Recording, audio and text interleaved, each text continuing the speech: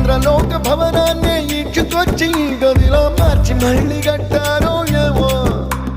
మాయజాలము తెలుసు మంత్రగారడి తెలుసు రెంటి కన్న ఇది ఇంకోటేమో నీలాకాశం నేలాకొస్తే ఇట్టాగే ఉంటాదో ఏమో ఈ సంతోషం దాచాలంటే హృదయాలు ఓ వంద కావాలేమో ఇంతందంగా ఉంటుందా ఈ లోకం ఇన్నాళ్ళు ఈ మనసుకి తెలియాలేదే పాపం